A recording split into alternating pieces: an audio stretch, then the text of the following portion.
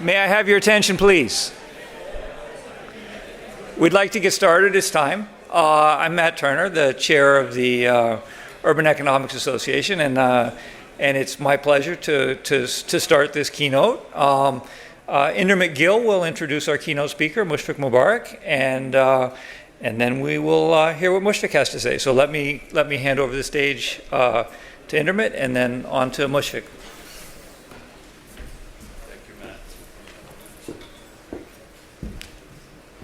Thank you, everybody. Thank you very much for coming to the World Bank, and a big welcome to you from the World Bank. My name is Indermit Gill, and I just started as the chief economist of the World Bank Group. I started about a few weeks ago, so I'm still trying to find my legs.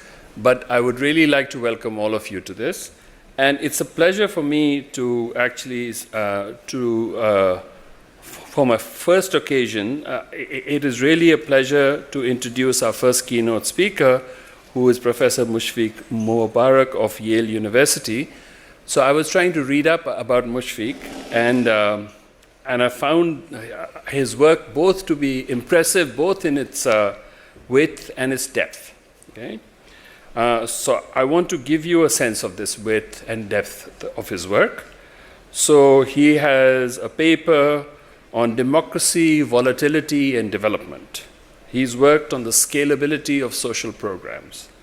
During the pandemic, he and his co-authors tried to figure out why you had low vaccination rates in poorer countries and what can be done about it. He's been trying to assess the informal insurance that migration provides to poor people. He's been looking at the effects of manufacturing jobs on the lives of women in Bangladesh. He's worked on pollution spillovers, social learning, sanitation, cook stoves, health services, natural disasters, financial development, the effects of all of these things on the lives of poor people. Okay? And he now has papers on the returns to international migration and seasonal migration. Right? What runs through all of this work, I think, is a very sensible application of evaluation methods to assess how policy can be made to work for the common good, both in terms of economic growth and poverty reduction. Right? There's a day, but we found that poverty reduction is basically ground to a halt. So one of the, I feel that the work that Mushfiq and all have done will be even more important in the future as we are looking to see how to get the most out of policies, both to grow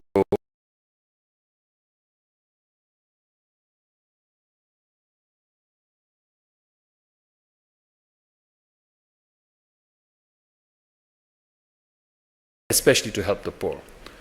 So with that, I'm going to turn the mic over to Mushfiq, because I know that it's the end of the day and you would like to hear from the person that you've come to hear. He will be talking about his work on internal migration in developing countries. Thank you very much.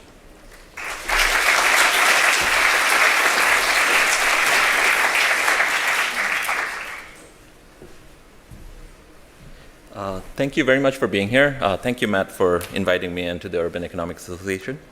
It is a little ridiculous that I'm doing the keynote, because in the audience are people who are better than me in every dimension. Better economists, more impactful work, more citations, more publications. I also put up there more Twitter followers in every dimension you can think of. But I've been, so what I'll try to do today is tell some stories on what I've been thinking about and working on for the past 15 years. But before I get started, I've also, it's good for me to reconnect with the Urban Economic Association, because I hadn't noticed how large and dynamic this field has become. This is just big because of the two audiences here. The Urban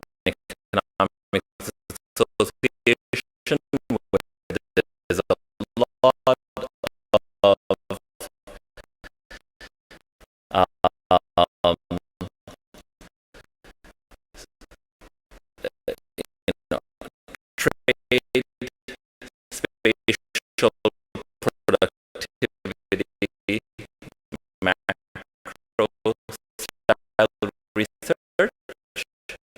So I will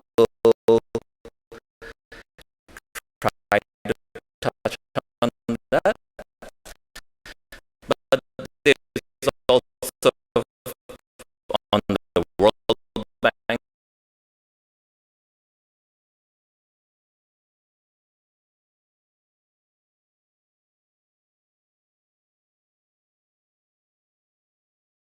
micro side of urban, there's a lot of applied micro development interest, and that's why I decided to talk about internal migration, because we'll have something for everybody, right?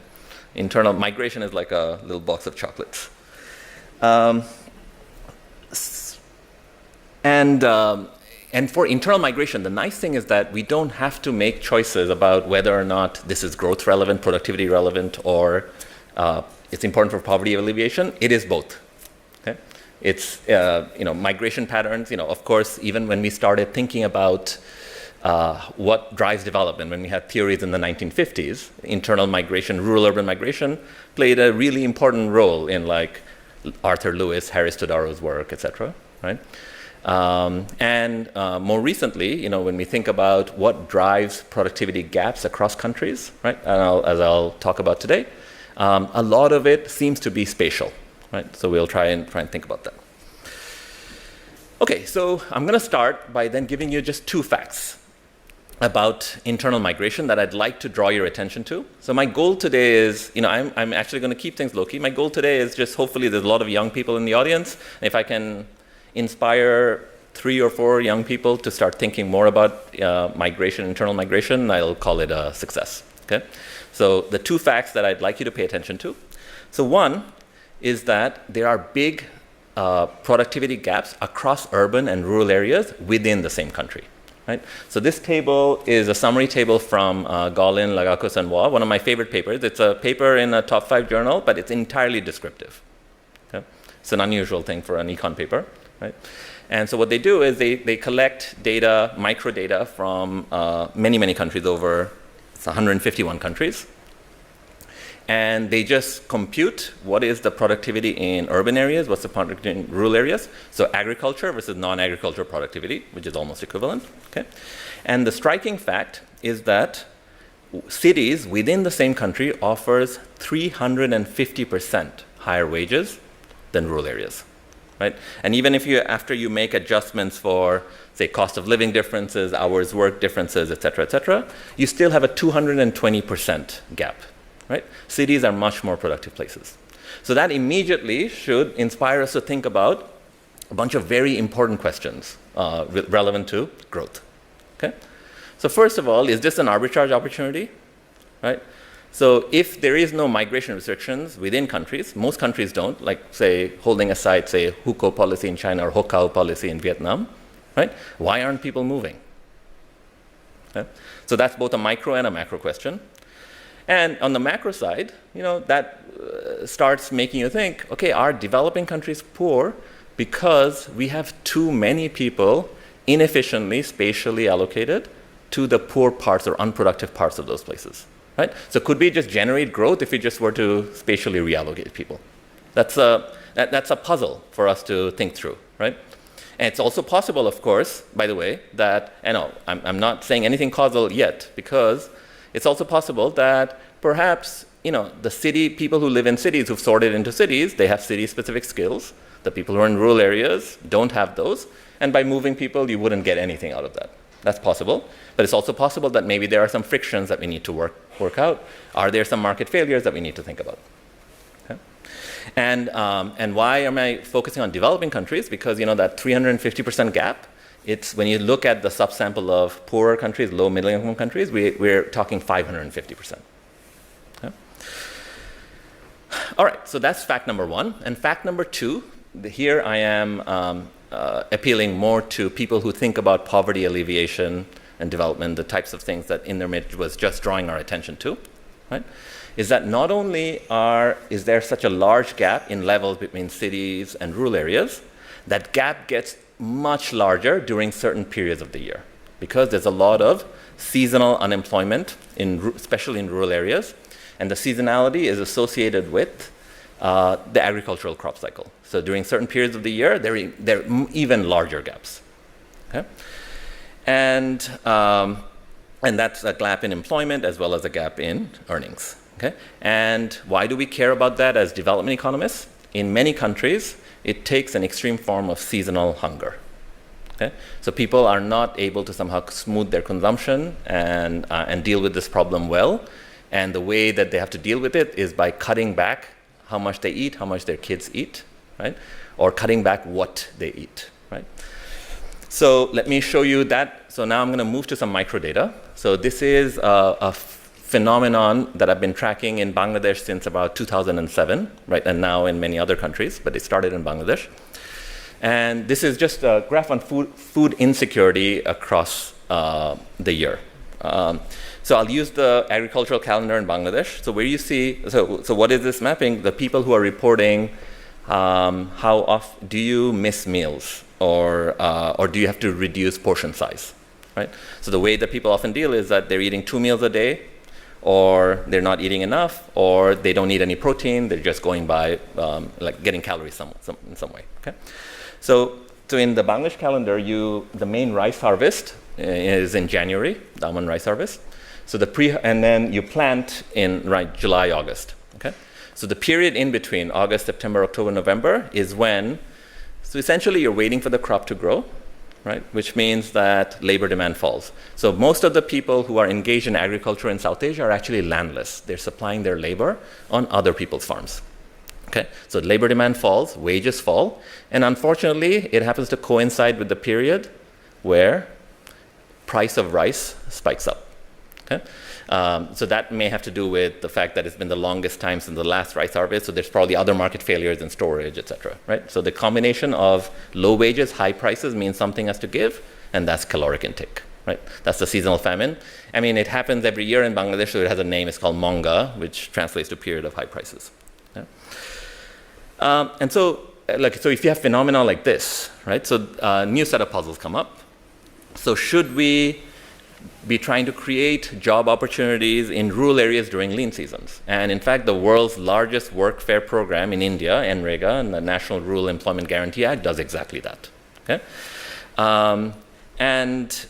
But we also know from the literature that can distort labor markets. We know that people's choices of going into public versus private work, or their migration choices, are also get distorted. Okay? So that's one possibility. Let's do rural development.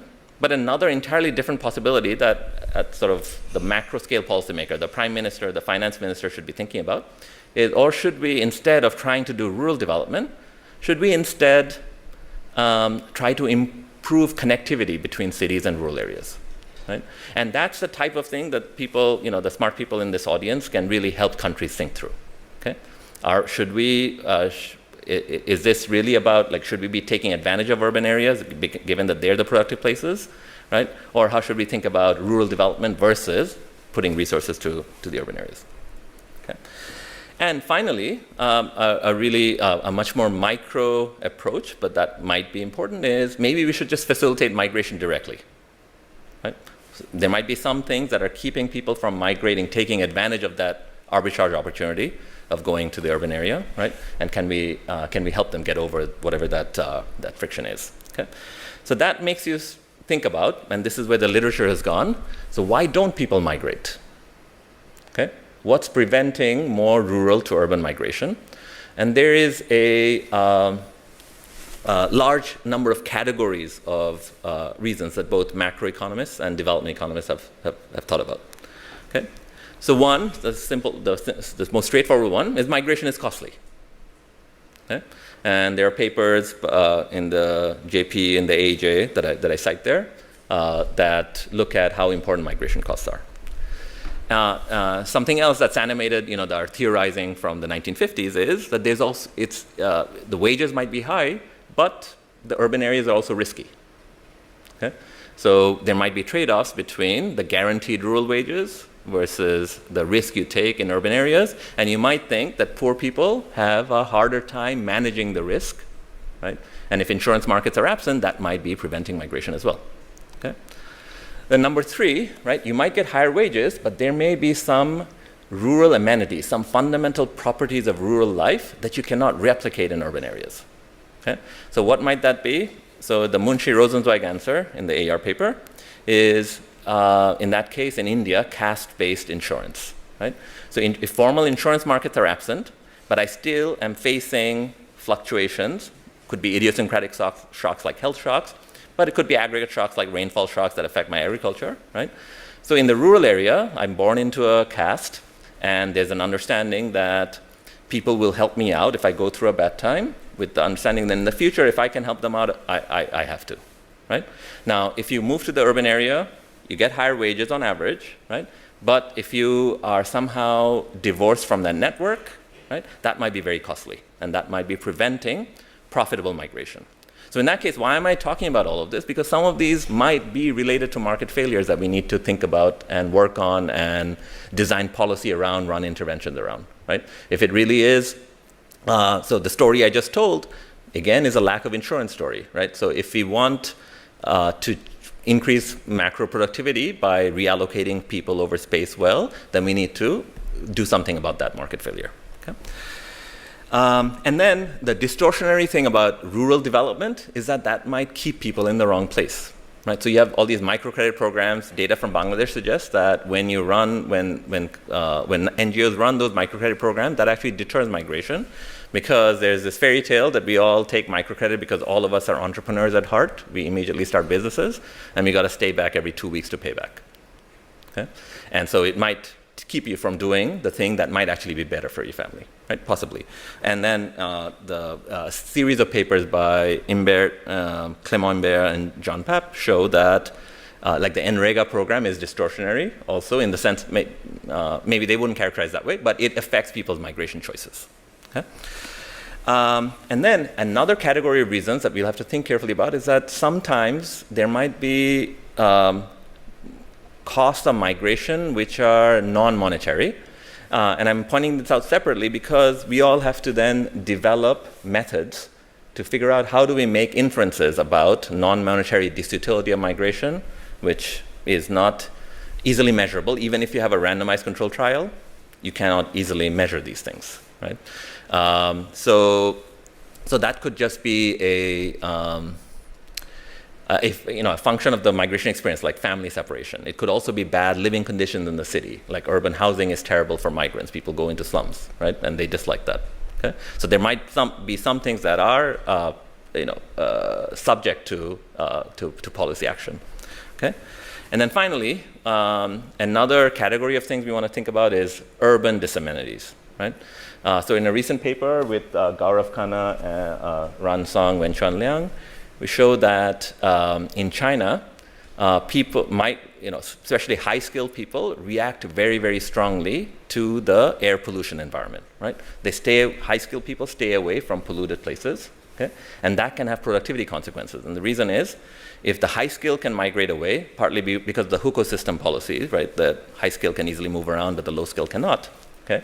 And the high and the low skilled are complements in production, then what you end up having is poor people who cannot move away from polluted places, plus they're now less productive because the high skilled have left. Okay? And that can have aggregate productivity consequences beyond the health effects of pollution. In fact, we find that the productivity consequences through this resorting channel is as large as the direct health effects of pollution. Okay? Okay, so what's the point of this slide? Again, for the young people, that there is a lot of work to be done. There's a lot of interesting economics here. There's a lot of interesting market failures for us to think through, right? We don't yet have all the answers. Okay? All right, so how do I go about, so I'm going to start telling a story of what I've been doing for the last 15 years. I've been working on actually one problem, even though Indermit's very kind introduction made me sound very unfocused. I do I do have one focus, at least, or something that I'm passionate about, which is trying to understand this one problem. And I've been at it for the last 15 years. And I'm still at it because we haven't figured this all out. Okay? And that is this question of why don't people migrate internally when there are no official restrictions to migration. Okay? So the way we went about answering the question is we started running experiments in 2008. And the experiment was just buying people bus tickets, essentially, like providing transport subsidies plus a few days of food to take away the risk of traveling and returning home empty-handed. Because it's a conditional grant or loan that says, I want somebody to try this out, I'll pay for it, and try it out, please. Go try to find work elsewhere during this lean season when people are starving in this rural area. If it doesn't work out, you're no worse off. You can just come back, right? Because I'm not putting any condition on how long you should stay, who in the household should go, etc. Okay? So, and the idea is that hopefully they find work in the city, often in construction sectors or providing transportation services like rickshaw pulling, right? And if they're successful, they can send money back home or bring money back home. Okay? So that's the experiment, simple one. Okay, and we did it timed with the graph I started with, which is you're encouraging migration during the lean period where there's not much work in the rural area. Okay, and this is not a new problem. Okay, so yesterday I just published a paper in Nature, and I shared this with the editor. She was very happy to see that I was citing a Nature paper from 1884. Right? So one of the things that the British left us is a very good tradition of data collection. You can get really good data on South Asia if you go to London. And, and so they had been tracking, because they needed to extract. So, and they had been tracking seasonal patterns. So you see this kind of seasonality in the 19th century, right? A population that's been tracked in Bangladesh in the 1960s. You see seasonal patterns even into the 1990s, right? And then I've also been trying to understand the magnitude of this problem, even though the experiment started in Bangladesh, and I'm doing it in a few places, in Indonesia, Nepal, Bangladesh, but I'm trying to understand the global magnitude of the issue. Is there seasonality elsewhere as well? And that's hard to do. And it's hard to do. It's a data issue, which is that we don't normally collect data this way, right? We don't go and talk to the same person over and over and over within the same year, which is what you'd need to do. But the trick I'm using is making indirect inferences from data sets like the World Bank runs, like LSMS or the DHS surveys, which are such large data sets that with over 10,000 households that they do it over the course of the year. And so I know the interview date, and there are some questions about what had you been doing in the last couple of weeks, or the kid gets measured that particular month when the household gets visited, right? So some kids are measured in March, some in August, some in December, right? And some people are reporting what they ate in the last 2 weeks in March, August, December. So I put this all together. I'm not going to get into identification of whether there's endogenous timing of interviews, et cetera, right? That's not the, but like you'd have to make some assumptions there. And you see seasonal patterns both in things that are very responsive, like anthropometric that are very responsive, like weight for height or weight for age, et cetera, okay? And also in meals per day. So this seems to be a big problem, not just in the places where we work in South Asia, but across many agrarian areas around the world. Okay? And climate change is likely to make it more acute going forward. So this is something that we need to continue to worry about. Okay? So why do we worry so much about the seasonal deprivation problem? So I realize this is an Urban Economics Association meeting, but now I'm talking about a decidedly rural problem of seasonality. Right? And then the reason I'm doing it is because cities probably have something to do with the solution. Okay? So we worry about it, and also as humans, you're not just urban economists, you should also care about rural areas. Right? So first of all, this failure of consumption smoothing is a bad thing. Okay? So there are missed meals, reduced portions, reduced dietary diversity, people are not getting protein. And so if children are not eating properly for 3 months of the year, that's a big problem. That affects their long-term physical and cognitive development, and it makes them less productive later in life. That itself is a problem. Okay? But beyond that, there are other problems, which is when people go hungry, they take desperate measures that are actually not good for them and their family in the long run. Okay? So some examples. This is a paper by Gunther Fink, Elsie Jack Massier in the AER, where they show that during this lean period, because people are just so desperate to get some food, they don't tend to their own farm. They go work on other people's farms at very low wages because labor demand's so low. And so the rich person they work for, they're doing fine. Their farm is fine, but their own farm ends up being much lower productive, and this is basically acts like a poverty trap, keeping those poor people poor because their agricultural productivity stays low. So it's essentially, if you're not weeding your own farm and doing somebody else's, your productivity isn't so great. Okay? That's in Zambia. And then in Bangladesh, a paper by Salim Gulechi, who's in Ireland. So they find that the way that people often deal with it is that, okay, so you're a landless farmer, you will work for a landowner come January when there's a harvest and work to do. So you go in September, October, November when you're hungry and say to your employer that, look, I need something to eat right now, give me something to eat, and in exchange I'll work for you for free in January. Okay? And so there's an implicit interest rate being charged, and he finds that that interest rate is very, very high. Right? Another poverty trap that keeps people poor. Okay? And then, people may withhold investments during that period because they're going after addressing their hunger. So, if you invest less in fertilizer or kids' education. Okay? So now, so that's why it's a problem. So how do you what are the ways that we can address the problem? So this is a failure of consumption smoothing, so we should be thinking about what are the markets that are failing that otherwise should be solving that problem. Okay? So there are two broad ways for us to solve this. So one is some kind of intertemporal smoothing, which means we need to think about credit or savings markets. Right? Or the other way to do it is not intertemporally, but in that same time period spatially, which is that you need to go to cities where the job opportunities are not so seasonal. Okay? And so I'm going to focus much more on spatial for this audience, just because who you are. So we're going to forget about credit savings. I'm not going to talk about that too much. Okay? And even when I talk about credit, I'll bring it back to spatial. I don't want you to lose interest. Okay, so now what are the spatial frictions? So we know that some trade frictions can prevent access to stable prices. So there's a really nice paper by Wyatt Brooks and my colleague Kevin Donovan at Yale, where they look at the effects of building footbridges, right? Footbridges that connect rural areas during flooded periods to nearby towns, okay? And the other friction, which led to the experiment that I started describing to you, that's migration friction. So there's some, I had a whole list of things. There's some, those frictions. It could be migration cost, it could be risk, migration risk, it could be rural amenities. There's a whole bunch of things that could prevent people from taking advantage of the spatial solution to this consumption smoothing problem. So that's how that earlier stuff is related to this. Okay? And so what we did in this paper in 2014 with Garrett Bryan and Shamal Chaudhary is to offer these transport subsidies during the lean season to support internal seasonal migration.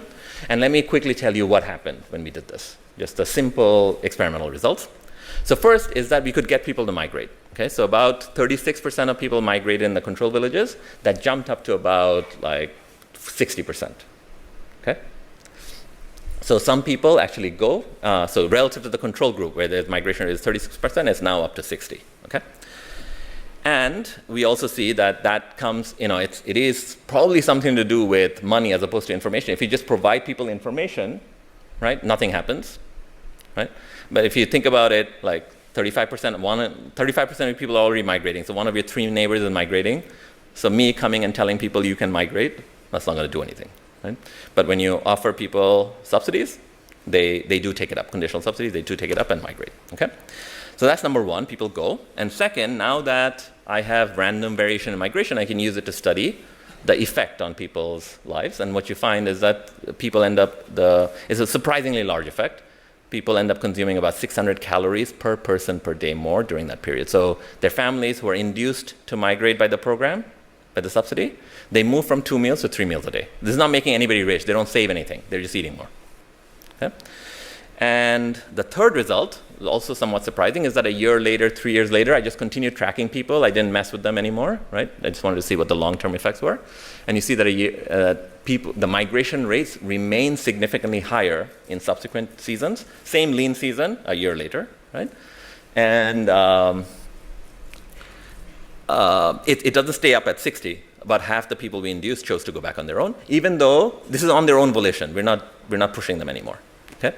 So then when you ask people, okay, why is this happening? You go and ask people in 2011, what were you doing? The majority say, oh, we go back and work for the same employer that we had met back in 2008. The employer is saying, essentially, oh, you've proven yourself to be a reliable worker. Come back next year. You can have the same job. You know? So those are the three results. Okay? People go, they eat more, they go back. That's it. Okay? And then we write a paper. We are economists after all, so we write a paper trying to understand why the heck did we have to run this program? If this is so good, why weren't people migrating to begin with? Okay? And the most parsimonious model that can make sense of the data, you just need some individual specific uncertainty and some risk aversion. So the idea is that if people are extremely poor, very close to a subsistence constraint, right? Then there is a 20%, I showed you average effects, there is a, say, 20-25% risk of migration failure, okay?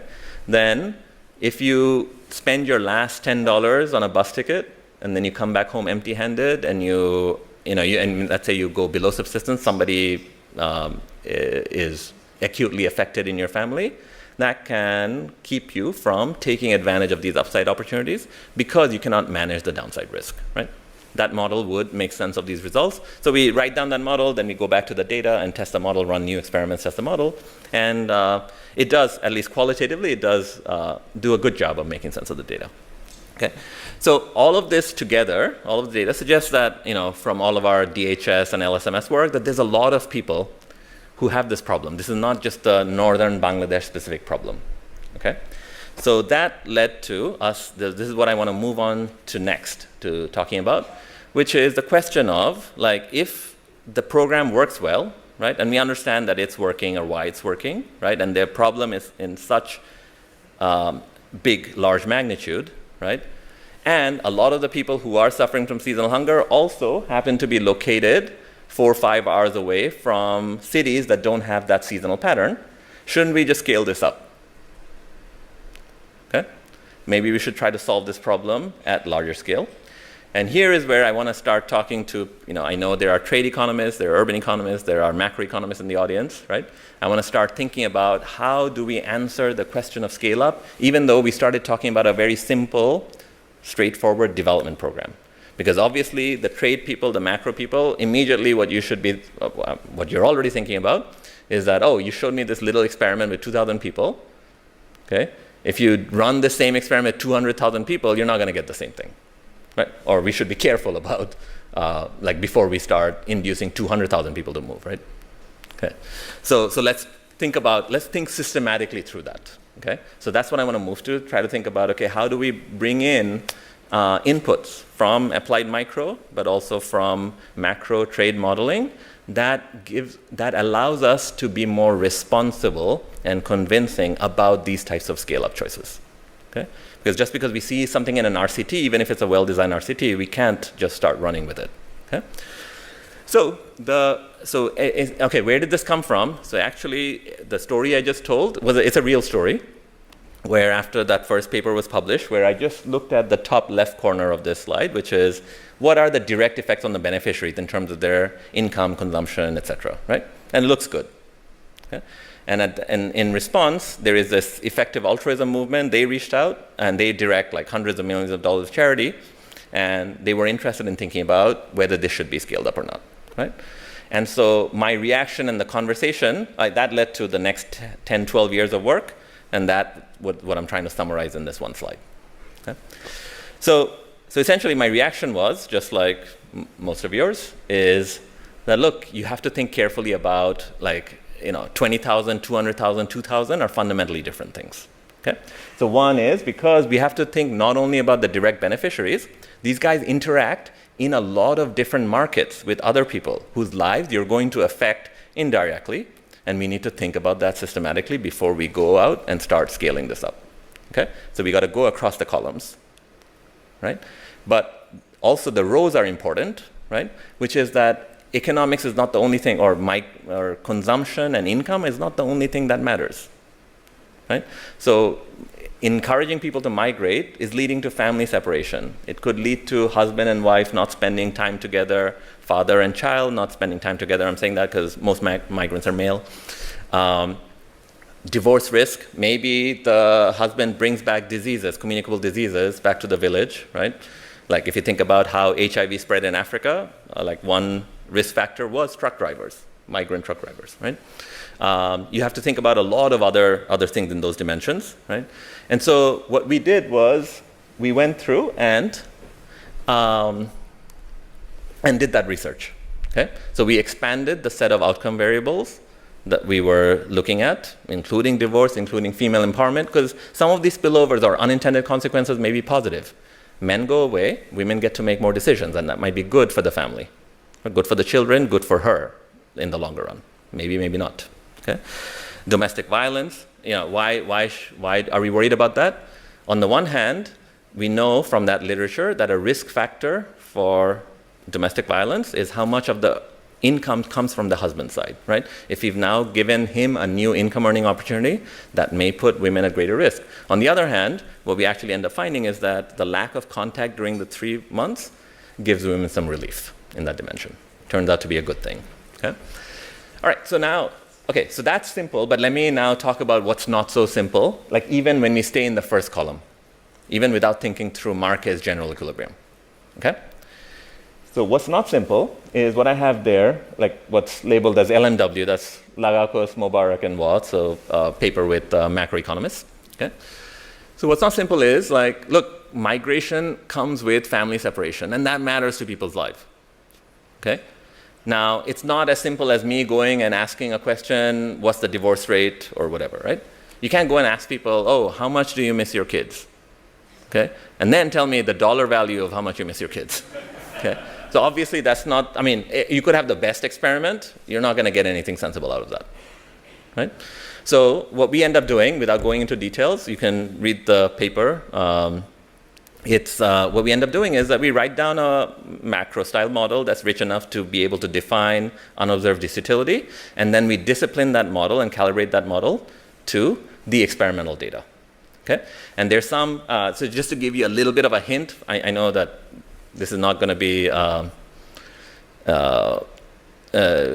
satisfying to the serious economists in the audience, right? A little bit of a hint as to how one would do that. So remember that I told you 2 numbers already. One is there's a 80%, 75 to 80% success rate with migration, 20% risk of failure, right? I told you that. And I also told you that about half the people choose to remigrate, right? So I'm measuring 80% success rate, but 50% remigration. That must mean that the gap between the two, that must mean there are some people who I'm calling successful. For them, they decided, no, this is not for me, right? So those are moments in the data that can be informative about what the unmeasured disutility must have been, right? So that's how we make progress on the question, okay? All right, so anyway, the point is that we cannot make progress alone using the types of tools that are limited to, the types of things that are now stylish in development economics. We really need to connect with people who are using other methodological tools. And in fact, some of the best work we've seen in the last 10 years from people in this room are combining methods that way, okay? All right, so then rural spillovers. So when we move, okay, so what are the categories of spillovers you'd think about, okay? I just want to give you, again, a quick set of, like a taste of what the different types of complications might be. So you can start thinking about what are the various types of research one has to do, okay? So one is just, of course, wages. That's the most straightforward one. If people leave, right, perhaps wages don't fall in the lean season as much. On the other hand, it could be more complicated if you offer migration opportunities and the skilled workers leave, and there's some complementarity in the production function between skilled and unskilled workers. Maybe the unskilled workers remaining behind are worse off, right? We have to be serious about that, right? So that's one set of things. Food markets, okay? So imagine that food markets are not well integrated.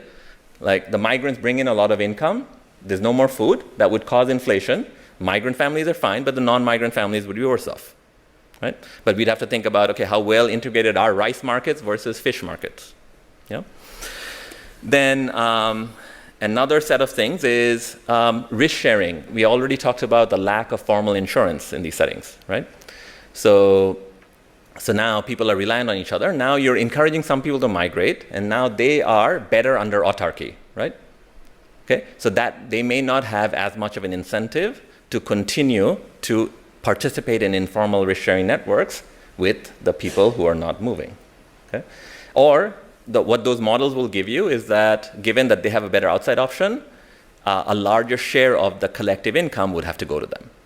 But in that case, the people remaining behind in the village, there would be a negative spillover on others, right? On the other hand, you are it could go the other direction, which is you now have some network members who are drawing income from a different income source that's less correlated with the rural income source.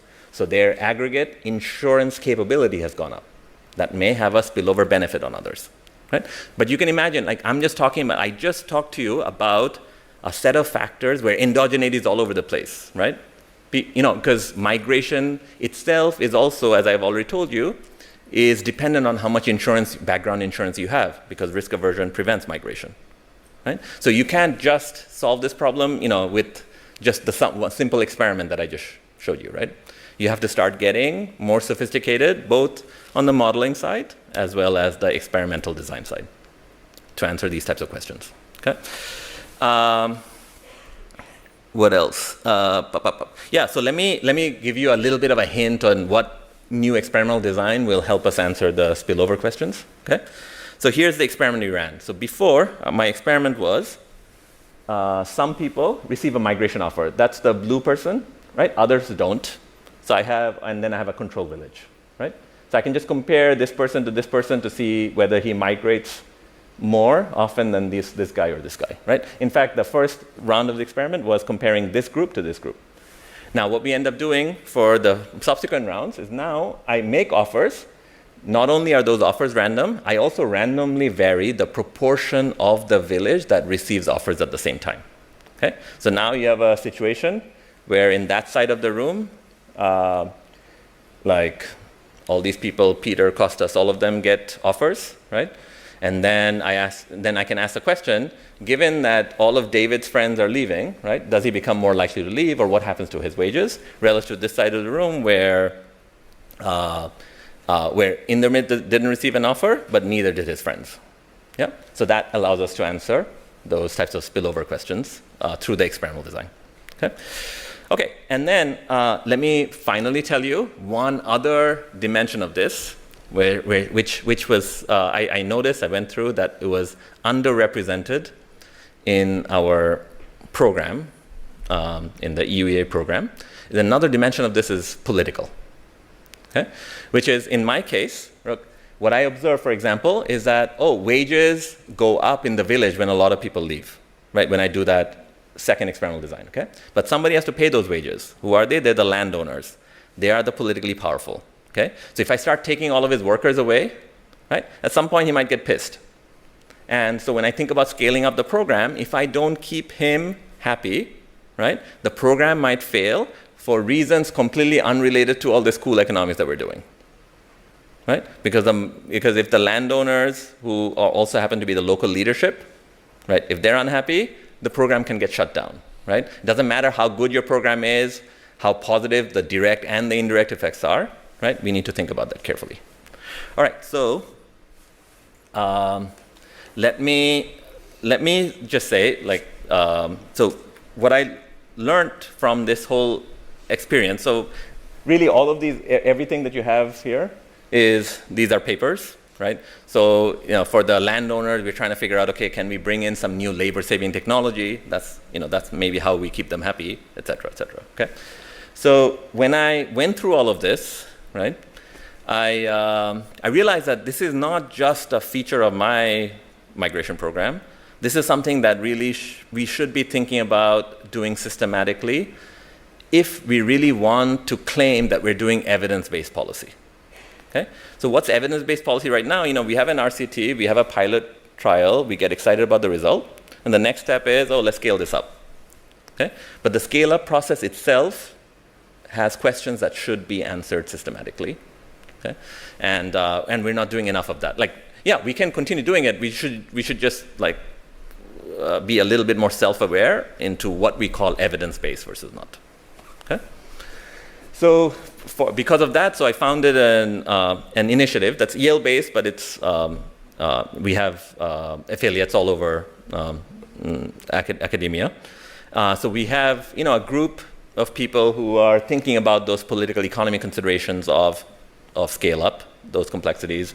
We have a group of econometricians and led by my colleague Ed Whitlesil and Aparajit Mahajan at Berkeley, who are thinking about these questions on evidence aggregation, because another set of issues are external validity and how do you know what would happen in Colombia if you got some result from Chile and from India. Yeah? And we need to make progress on those questions, because the answer cannot be we need to run trials everywhere, because that's just too expensive and slow, right? We should be able to do better by maybe developing methods that are a combination of like experimental variation as well as some non-experimental baseline variation. Okay? We have a group that thinks about those spillover effects, including network effects, etc. There's a lot of interesting work on social learning, for example, a macro group. And then the final one, where I have to point out that we don't have much in way of economics research, is the thing that might actually matter the most, which is implementation capacity. Okay? So when a project that you see, even if it's a randomized controlled trial-based evaluation, that's really well done, it is done often under the direction of a researcher where people are looking over the shoulder and the project gets implemented a certain way, right? You turn it over to government, like the government staff have their own incentives, their own career considerations that's different from yours, right? And the project might not work in the same way. Okay? In which case, we do need to think about systematically what those risks are, and we don't have much of a literature there. That's where us as social scientists have really dropped the ball. Okay? Somebody should think about that. Okay? I'll skip over this. Okay, so that's our tagline. That's what we're trying to do, and I hope yes, good for me to advertise. So either today or Monday, we'll issue a call for papers for all of these types of issues. So I hope you'll submit, because we want to see good research in each of these areas. Okay? All of these areas. Okay, let me skip over this and tell you about. Okay, so I told you a bit of a feel-good story. It's actually not so. It's not a perfectly feel-good story. The reason why, I started thinking systematically about this because of my failures, right? Where things don't scale, or they don't scale easily. Okay, so let me tell you about the final thing I'll do. I've been at it for 32 minutes. Okay, so final thing I'll do is just tell you a couple of stories as to where, even though I had that experimental data behind me, things looked promising, right? Where things broke apart. So it turns out all the careful spillover effects analysis, macro effects, all of that was fine. We checked all those boxes. If anything, things look even better than the original trial, right? Because on net, the spillover effects were actually positive on others. Okay, but here's where things fell apart. Okay, and I'll tell you in 3 slides. I'm going to try to construct a story on implementation capacity. Even though, as I just said, I just wrote a paper, and I realized that we don't have much research in this area. Okay, so remember that I have this increase in the migration rate from my trial. Yeah, 36 to 58. Now that means that of the 58 people who migrated, let's say it's a 100% village, right? 36 would have migrated anyway, right? They're the regular migrants. I know that from the control group. And there's an additional 22 who were induced to migrate by the program. So in econometric language, we call them always takers versus compliers. Yeah? And the program effect is coming from the compliers, right? That's what I want to target. Okay. So now, let's say you hand it over to what we did, which is, so let me tell you that story for a bit. So, that research phase I was talking about, so we did the trial initially with 2,000, then we moved to 35,000, then we moved to 150,000. So we kept asking and answering the questions that are relevant at that scale by scaling up in stages, okay? So the key was scale up in stages, but continue asking yourself questions. That's the bottom line message there, okay? And then we turn it over to a microcredit organization, because at some stage, a researcher sitting in New Haven shouldn't be running these programs, like somebody else should. And Bangladesh has a lot of very effective, capable microcredit organizations. So we turned it over to one of them. Now, here's a little rubric on what we see. So there are the green folks who are the always takers, who are really eager to migrate. They migrate regardless of whether you offer them a subsidy, right? And then there are 25 additional people, compliers, who would only migrate if we offer them a subsidy, right?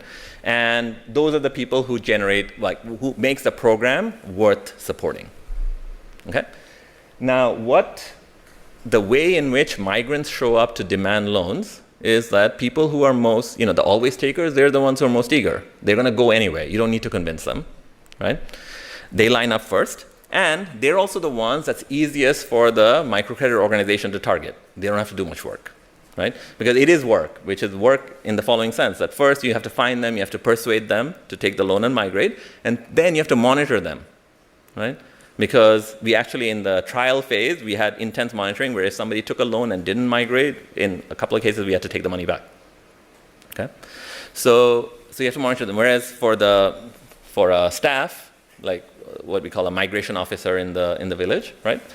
They see like who signed up first, and guess what they did? They went and targeted these people because, like there was like a hierarchy, and then the village level migration officer was given a target. They met the target, right? And the microcredit organization comes back to me and says, oh, the program worked great, okay? And by their metric, it did, right? Because if you look at any microcredit organization's web page, right, and what their metric is, their success metric is number of loans given out. Right? What is the size of my program? Okay? Size of the program, it looks great. Okay? But the problem is that it didn't induce a lot of extra migration. It induced some. Yeah, and that was the failure. Okay? All right, and let me now tell you a more that's a kind of an uninteresting story, but it turned out to be an important one, right? It was the limiting factor. Okay, so now let me tell you about another I shouldn't say failure, but like big adjustment we had to make. So the idea was that it worked well in North Bengal. Nepal, the Terai, the plains of Nepal are only 10 kilometers away. Let's try it there. It should work there, same agroecological zone. Okay, so we piloted the same strategy during a seasonal deprivation period. It turns out our idea was totally irrelevant because migration was already too common there. 84% of households had a labor migrant in the past, and even this year, majority were sending one. Okay? So why is that? Because unlike Bangladesh, the border with India is open, right? So Nepalis can go to western and southern states where the GDP per capita is like 3-4 times than it is in urban Bangladesh. They go to Tamil Nadu, they go to Gujarat, they go to Shimla, etc. Okay? But here's the puzzle, that even though there's a lot of migration, but there's still a lot of seasonal deprivation in the village. That graph I started with in Bangladesh, you can plot it for Nepal, it looks exactly the same. It's off by 1 month because the agricultural calendar is off, but it's the same story. Pre-harvest lean season, lots of hunger. So what's going on? Why is there, even though people are migrating, why is there persistent seasonal hunger? And the answer is that we basically piloted and collected descriptive data for over a year before we could launch the trial. So I had to keep going back to NSF and say, sorry, I can't run this trial and spend the money yet. Okay? And because we learned that remittances come at the wrong time. Okay? There's this puzzling pro-cyclical pattern. The green period is the harvest period. That's when remittances are high. The lean period, remittances are low. Okay? All right, so then our project completely changed. It's not about encouraging migration anymore. It's about understanding how to think about this type of remittance and why that's linked to seasonal poverty. Okay. So I have to go back to my, the model I had of what are the ways to smooth consumption and add another friction here, which is that on the spatial friction side, that there's also some kind of a financial friction where remittance, it's not easy to send remittances back and forth. Okay? Especially when you're moving from one country, from Nepal to India and going farther away. All right, so here's the revised model of the world. Okay, so you have the same family. I understand that this is all heteronormative and all that, but that's what families look like in my sample. There's 3 states or periods. Okay, so in the rural area, there's a lean period and then a harvest period, from red to green. And then during the lean period, you could go to a migration destination. So usually the household head, the man would travel and the rest of the family stays behind, okay? And they get reunited. The father comes back during harvest. So so we figured out why is remittances coming back during the harvest? Because people physically bring the money back. They have a problem sending the money back at the time that they need to send it back, okay? So now you have a situation where the model should have like a home income, a destination income, and then remittances sent in period 1 and period 2. But it turns out R1 doesn't exist. Okay? R1 is constrained. Okay? So what was our solution once we observed all of this? So we're like, okay, we need to try a different intervention. And our solution was, all right, let me provide a loan to the family members remaining behind during the lien period. And it's a consumption loan. You don't need to do anything. You don't need to tell me what you do with it, right? Do whatever you want. You can eat with it, and that's fine. Right? Not like a microcredit organization loan, okay? And you pay back, but I know your migrant's going to come back with money, so just pay me back when he comes back. Okay? So the idea is that they already had a way with the red arrow to move resources from the white state to the green state, right? And if I create a link between the red and the green state, then indirectly I will be able to move money when they need it, right? It's because marginal utility of consumption is highest in the red state. Okay? And so that's our strategy. It turns out, and it turns out that the migration income is the big deal. It's really important to do this. Right? It actually exceeds even harvest income. Okay? So there's other strategies like Kelsey Jack's work. That's about a loan. How they got agricultural productivity results that I talked about. They got a loan that allowed them to move money this way. Then migration is about allowing movements this way. And so we're just trying, or there's storage work like Marshall Burke, Lauren Bergquist, Ted Miguel, they've done, right? So we're just adding the indirect strategy that's different from everywhere else. Okay, so let me just close by telling you what happens. So I give some people a loan, I run it as a randomized control trial, right? Some people win the lottery, get a loan, others don't, okay? When they get a loan, I'm just summarizing all of the results in one slide. We see remittances go up and harvest season remittances go up. So people actually choose to now consume less in the city, save the money, return home with it, and pay off the loan, and they consume more during the period they need to consume. Okay? So other models are going to really have a hard time explaining why remittances would go up, right? Especially harvest season remittances. Okay? And then you also see not only do they consume, they actually invest as well. So you see increases in fertilizer investment, other inputs like pesticides, okay? Increases in farm hours. So where does that farm hour come from? People don't do the desperate act of ex post migrating locally, right? They don't go to other districts in Nepal to do low wage work, okay? And that leads to, thankfully, like additional bonus is that when you invest more in fertilizer, we see significant increases in yields in the harvest period, right? Rice harvested goes up, rice sold revenues go up, and when it's green, it's like 95% confidence interval, okay? And we see improvements in food security, but also subjective well-being. Okay, so let me end by saying, okay, so what are we doing now? So in Nepal, our strategy, the problem's different. So now we're trying to figure out other issues like, how do we create a scalable way or a cost-effective way of addressing remittance frictions? I had to do the loan thing because that's not the right solution, right? I had to do the loan thing because I can't set up a Western Union, but somebody can. Right? And maybe that's the right way to think about it, rather than me running these loans. Okay?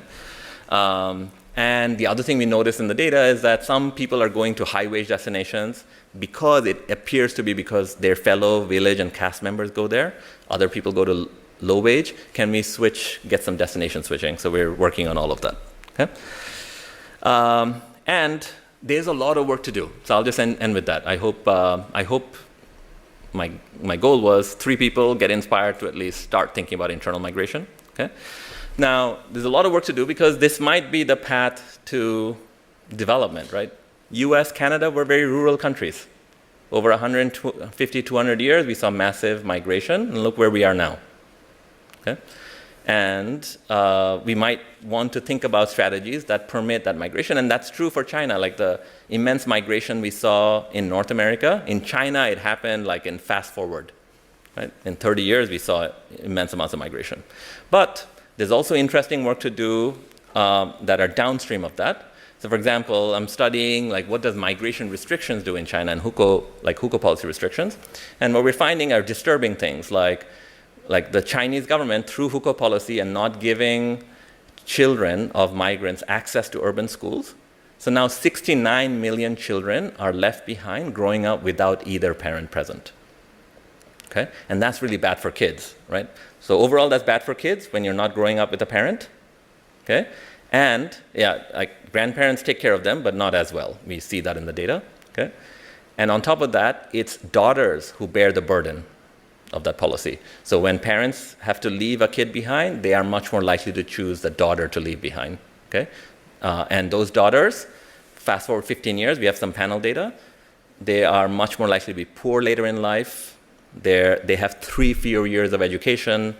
They're 40% less likely to pass the high school entrance exam. Okay? So this also has a gender dimension to it, even though the hukou policy is not gendered in its intent or design, right? But how parents react to it makes it so. And then other things we have to think through is like when people exit agriculture, who produces the food, right? So in the US, we have data like from like Rick Hornbeck, Suresh Naidu's work, that there's a lot of mechanization. Is that happening in developing countries, right? And if not, so in India, we're seeing that's not happening. Like when migrant families, when a person migrates, they divest entirely from agriculture. But there might be other markets, land markets and crop markets, that come into play, okay, and allow other people to pick up the slack. Okay, thank you. My goal was just to get you interested, not that I'm giving you all the answers. Okay, thanks.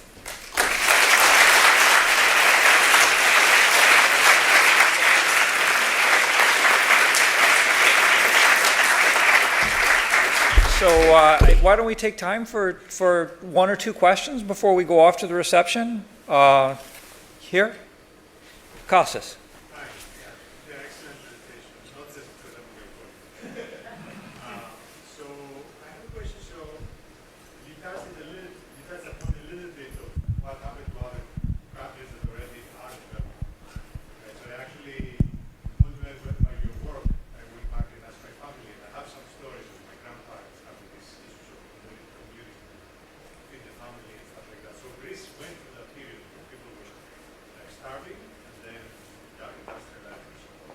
And you said about China and so on. So my question is it worth much more, or at least a lot, to go back to these countries successfully went through the proper excellent? And maybe you have some evidence, and maybe that was related to the English. Yeah. So you want to say? Yeah, no, that's a great point, not only because you're my colleague. So actually, and that's a point that's generally true in the following sense. In development, we actually kind of have a bias, maybe not consciously, that because we're in development, we should study poor countries, right?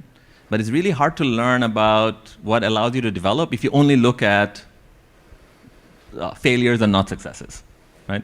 So I think that we have too little work going on. Like when we start thinking about young development economists start thinking about where to work, they think about, I don't know, Bangladesh or Indonesia or Senegal or something, right?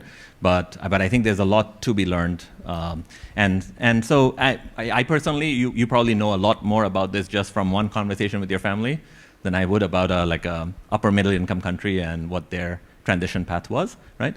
But it's also the case that it's not only Greece, but in China, given what's been happening so quickly, so rapidly, we have a lot to learn, right?